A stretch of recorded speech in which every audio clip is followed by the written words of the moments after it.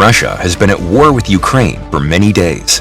Although initially, Putin planned a short, victorious war, a blitzkrieg. The losses of the Russian army have been staggering. The number of destroyed Russian equipment is comparable to the total weaponry of some NATO countries. What has allowed the Ukrainian military to achieve such outstanding results? You're about to find out.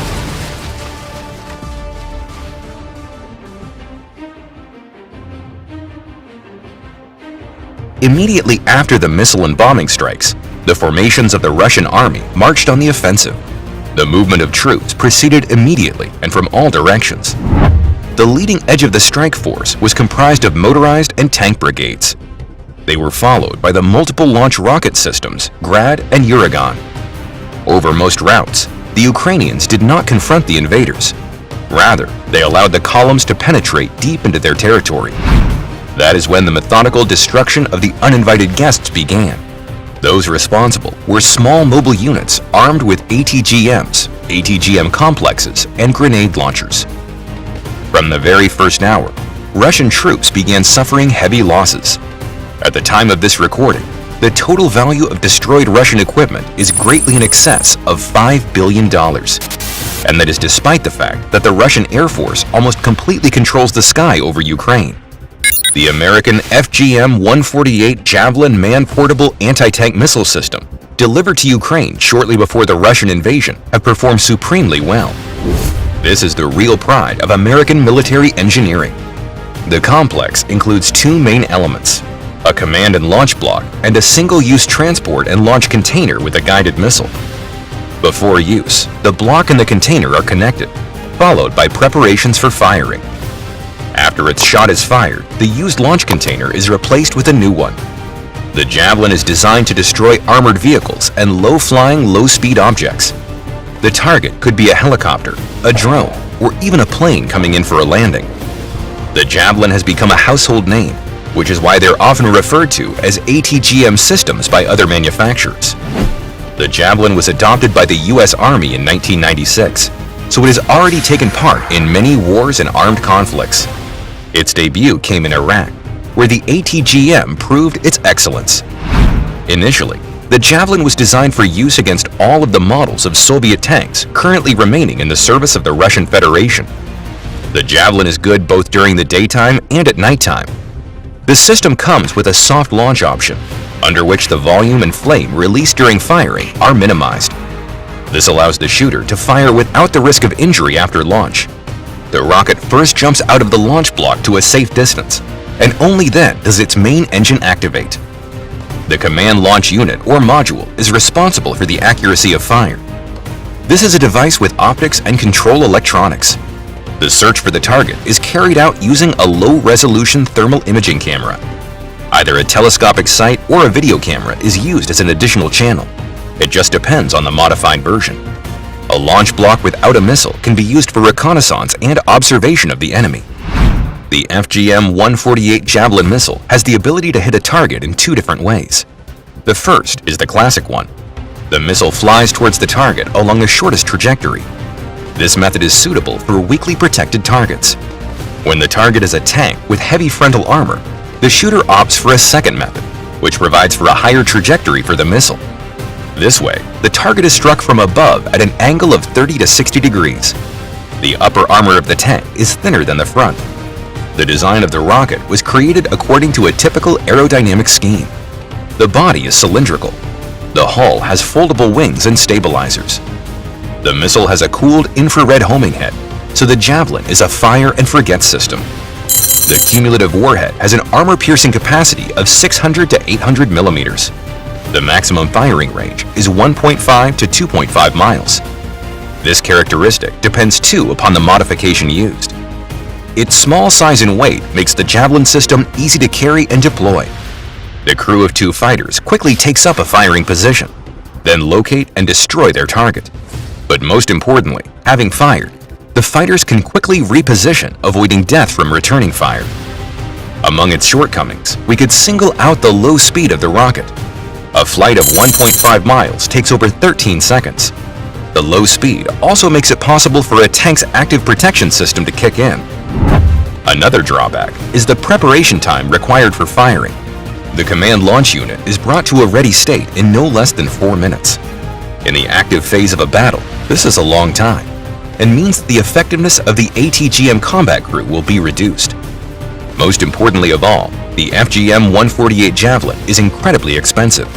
The cost of a single system containing 6 missiles ranges from $600,000 to $1 million. For a hard-up Ukraine, this is a heavily felt price to pay.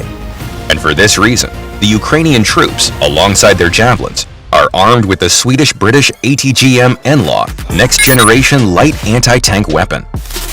The NLAW is a cheaper alternative to the Javelin. The cost of one unit is about £20,000. This also amounts to the cost of a single shot, given that the NLAW is a single-use weapon. The principle of fire and forget has also been implemented here. The weight of the entire system comes in at 27.5 pounds. The time from the moment the target is detected to firing spans 5 seconds. The main advantage of NLAW is considered to be its ease of operation. An ordinary soldier can be trained to shoot it in 60 minutes. In the context of the domestic war that Ukraine is waging against its aggressor, when non-professional fighters go into battle, simplicity is an important factor. It too comes with 2 modes for striking at targets. Against unarmored or lightly armored vehicles, as well as enemy troops hiding in buildings, the NLAW is capable of striking using a direct attack mode. In this mode, the explosion comes from a contact fuse. To combat modern main battle tanks, the overfly top attack mode has been implemented. In this mode, the detonation of the warhead occurs at the moment when the missile is directly above the object under attack. This is possible thanks to the rocket's optical and magnetic sensors. With overfly top attack, the core of the impact blasts the roof and turret of the tank. The main disadvantage of the NLAW can be considered to be its low range. The effective range is from 65 up to 2,600 feet. However, in urban battles, this disadvantage levels out. If you come across any photos of Russian tanks with destroyed turrets on the streets of Ukrainian cities, then be sure to give credit to the work of an NLAW. Only after the invasion of Russian troops had begun, Ukrainian soldiers began to receive the renowned German Panzerfaust III anti-tank grenade launchers. Now this is a true tank slayer. The Panzerfaust III is a rocket-propelled anti-tank grenade launcher designed to destroy tanks and other armored vehicles. The grenade launcher is also effective for combating enemy firing points in urban areas. It embodies several non-trivial technical solutions that simplify shooting without sacrificing efficiency. Because of that, this anti-tank weapon has become the most mass-produced by the Bundeswehr. To perform a shot, the Panzerfaust III launch container is docked with a control unit and sight.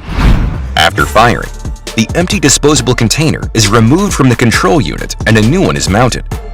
The shot is made using a simple and super reliable trigger mechanism.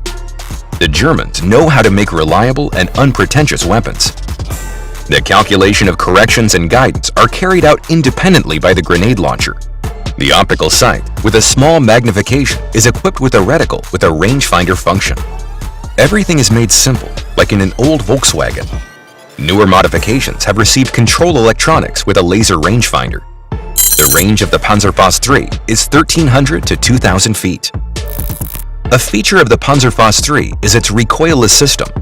That is, the shooter does not experience any powerful recoil, and the outgoing exhaust stream is extinguished by a special filler made of metal shavings. Ingenious German engineers find uses for industrial waste. The second feature is a projectile with a cumulative effect. The first charge penetrates the dynamic protection of the tank, and the second one explodes and destroys the main armor of up to 650 to 700 millimeter thickness. All types of grenades used will have a muzzle velocity of 540 feet per second. The compact jet engine accelerates the ammunition up to 820 feet per second. Finally, the third feature is the ability to use specialized ammunition. For example, the Panzerfaust III can fire anti-bunker rounds. The first fuse destroys a concrete wall up to 1 foot in thickness, and the second one explodes internally, peppering everything around it with shrapnel. Whilst it's true that Mr. Putin in his bunker cannot be reached with such a shot, the Russian soldiers entrenched behind thick concrete fortifications can certainly be eliminated. Another piece of effective weaponry began to be delivered to Ukraine after Ukrainian citizens had already undergone shelling by unguided 1,000-pound bombs. Only after release of the first images of destroyed hospitals and residential areas did the U.S. allow the delivery of their FIM-92 Stingers. The Manpad Stingers are designed to contend with low-flying aircraft and unarmored ground or surface targets. For normal operation of the Stinger, one person is enough. Manpads are effective against aircraft, helicopters, and UAVs flying at an altitude of 600 to 12,400 feet.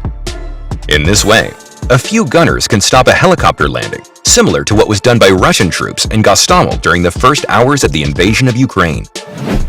Manpads consist of a guided missile and a transport launch container and an optical sight for detecting and tracking airborne targets. The system also includes a target ranger, a trigger mechanism, and a control unit. Power is provided by an electric battery. There is also a friend or foe identifier. The electronic unit is worn behind the anti-aircraft gunner's belt. The solid propellant sustainer engine accelerates the rocket to a speed of Mach 2.2. The warhead is a high-explosive fragmentation charge. It uses an impact fuse. The thing to note about the Stinger is its versatility. Targets can be attacked both in the air, including cruise missiles, and on the ground. Shelling unarmored surface objects is possible too. In a word, the Stinger will be able to part protect the inhabitants of Ukrainian cities. However, fully fledged protection against bombing is only possible with heavy air defense systems. NATO countries have not yet agreed to supply them to Ukraine. Meanwhile, Ukraine does not have enough of its own weapons.